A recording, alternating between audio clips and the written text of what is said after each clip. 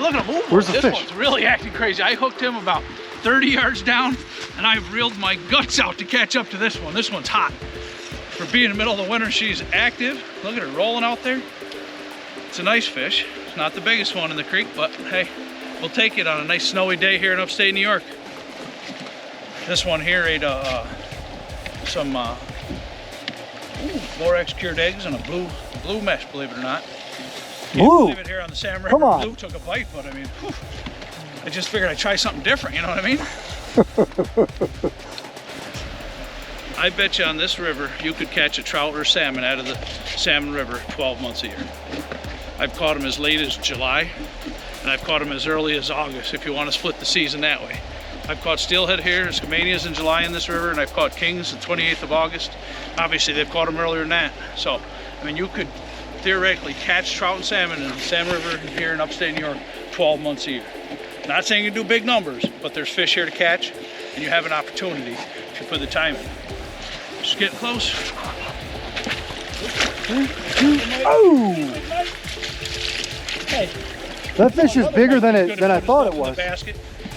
He's a little better looking than you though, Mike. So here's the results of that last hookup, Chris. Beautiful Salmon River steelhead here in the snow. Got that nice winter coloration, that kind of dark gray with a little pink stripe starting to pop through.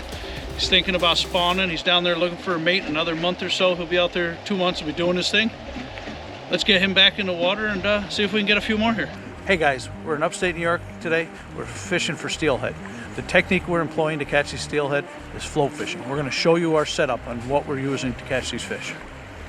So we're going to start here. We're running a float, has float caps that holds our float on the main line. We're running a 5 gram float up to an 8 gram float. From there, we go down our line, we get to our shot pattern. Our weights are staggered from heaviest to lightest up our line. We have a lot of weight on here today. The water's up, the rain came last night. Once we get to the end of our shot pattern, we have our swivel, which is size 10. And then from there, we're gonna move on to our leader, which is 6-pound fluorocarbon P-line CFX to a number 12 Pautzke fire hook. On that hook, we're gonna put an egg sac. So the way I like to hook them, I don't like hooking them through the knot. I feel that can like get you caught up in that knot. The hook will stick in the knot and you'll miss some fish because it'll get buried. So I like to hook it right on the side so they see a little of the color of the bag and then they're seeing the egg. So hopefully that's coming this way so you get a little bit of the color and they're seeing all those eggs and getting that great scent. All right, so today we're using center pin reel. Part of the reason we like using a center pin reel is you can adjust your drift based on the pressure you apply. Like right there, if I wanted to speed up, I can let her go. I can even give her a little push. But then I can slow that drift down. When I hit the sweet spot, if it's moving a little fast, I can slow that down, hold it right in the nice spot where I think that fish is laying. And then as soon as that float goes under, I pull, I'm tight. There's no slack out there. With a spinner rod, you get a little slack sometimes. So the center pin is a great tool to use when you're float fishing. This one just drained my float. I had the float go under, I set, nobody home, egg sac gone. Like, I thought it broke off the hook even. I didn't even see anything. Same spot, probably within about 6 inches of where he went under. It dropped this time and I got him.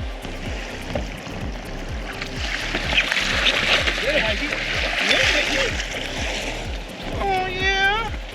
Here we are, Chris. Second one I've landed here today. We've had a couple other bites. Another one on boraxo fire eggs. You know, Mike's hooking them on trout eggs. I'm running straight brown trout eggs and boraxo fire. They're eating both of them today, but the key today has been blue mesh. I know you're getting tired of hearing it from upstate New York, but blue is our color. Hey guys, we're in upstate New York. We're gonna show you how to process bait from a fish you've harvested. So I know it's not everyone has bait to use, but we're gonna show you how to do it so you don't let it go to waste. So this is the fish we harvested yesterday. These are the eggs, and they're all tight in the skein. So you can just take this spoon. Guys talk about, you hear us using scrape eggs a lot. We're just showing you how you do it. You would just take that, just go ahead, get them off of that membrane. See how they just pull apart, so now you have nice loose eggs. You're gonna put them right on a towel. You're gonna let them dry out, get that blood out of there. You can see the blood sticking to that towel. So that's all we're gonna do to get our scrape eggs that you hear us talking about all the time on Pautzke Outdoors. So now that we have our eggs off of this membrane, we're gonna put some boraxo fire on it. I use natural boraxo fire because it doesn't color change the color of the eggs, but it helps toughen them up a little bit, gives them that little extra scent trail in the water, helps the fish pick it up. So now that we have them off the membrane, we're just going to take a paper towel, make sure we get all the kind of the blood that's left on them off. As you can see, it's mostly gone. You can see it's stuck to the paper towel. So all we're going to do here is give it a dusting of natural. And I mean, we're going light.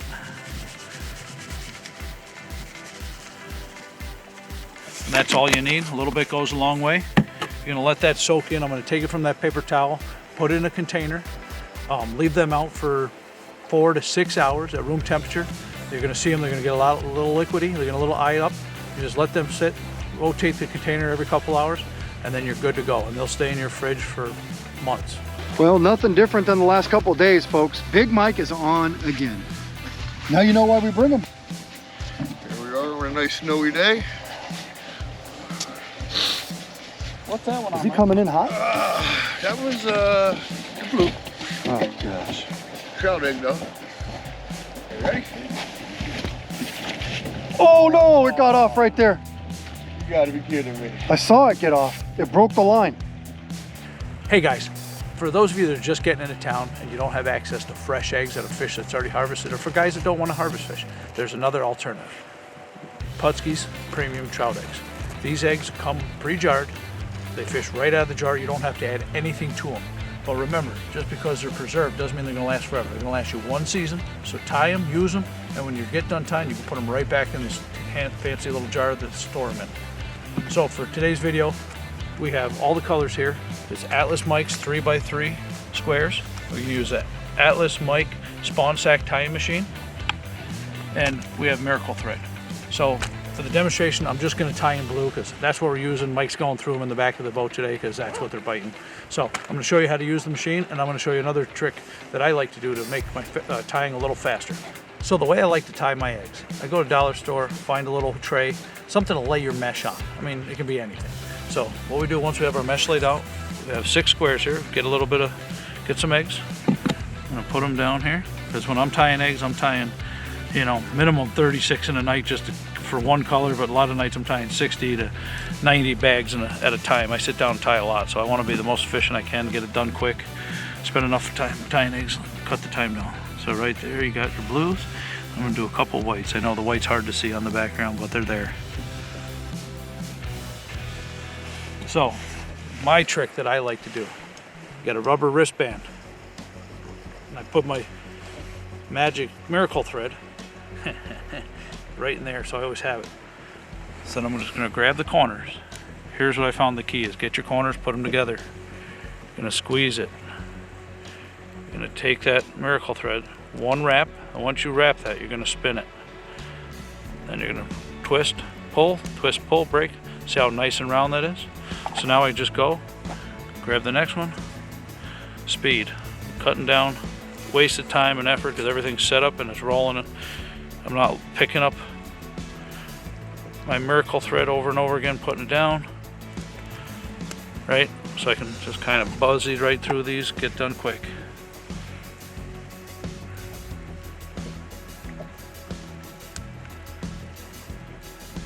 Because back, you know, used to be you put the thread down, it'd roll off the table, you're bending over, just wasted time.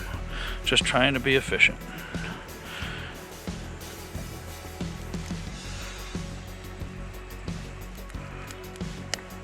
There they are. Once I got them tied, cut my tags off, cut them nice and close, and there's a bag that's ready to fish. So I showed you how to tie the blue. Here's a little trick with the new Miracle Thread, colored variations. We like to use a white square. So when the fish are a little bit spooky, you don't need a lot of color, so that white works great. But you like a little bit of color to your egg sac. We're going to use the pink here. Right? Tie it just the way we did with the clear on the blue.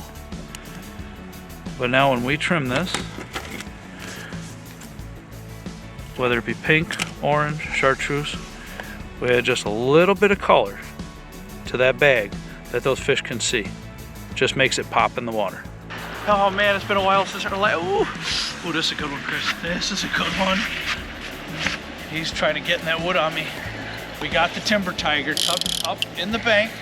Like we said earlier, the water's up a little bit. It's wintertime, it's cold. These fish are going for the. Oh, that's a nice fish. That's a big one there, buddy. This is a good one. Ready, Mike? Oh, hold on, Mikey. Wait. Ready? There, Mikey. Oh, good baby. fish. Good. Told you it was a good Jesus. one. Whoa, I just don't fall got out whacked. of the boat, I kid. got hit by the net. Told you it was a good one. This is the nicest one of the day here so far, boys. Woo, baby. Actually, that's a really nice fish. That's a beauty. That one. Oh, Chris, what a beauty. What a specimen. Big hen steelhead here. She's all plumped up, getting ready to spawn here. She's, yeah, she fought her guts out. Put her right up in the bank. She was trying to hide in the wood, but we pulled her out of there. Hey guys, we're going to talk to you now about egg sac size and color and how it relates to your fishing. All right, so if you look at these containers, I'm not running really big bags because this water here in the Salmon River is very clear.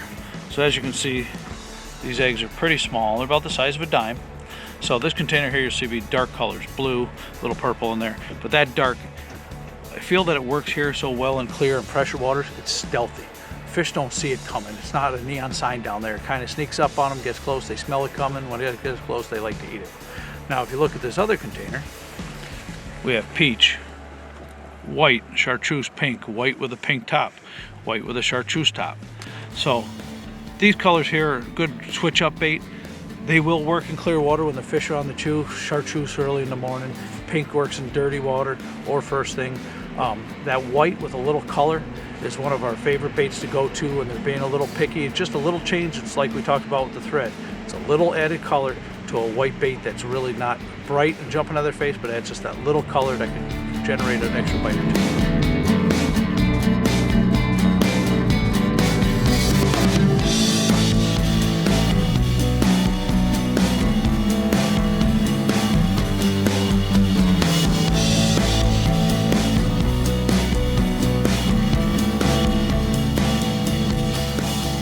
Pautzke products are available at sporting goods stores near you. If you can't find the specific color, size that you want, make sure to go to Pautzke.com. And as a thank you for watching Pautzke Outdoors, we're going to show you a coupon code to be used for 10% off your next order.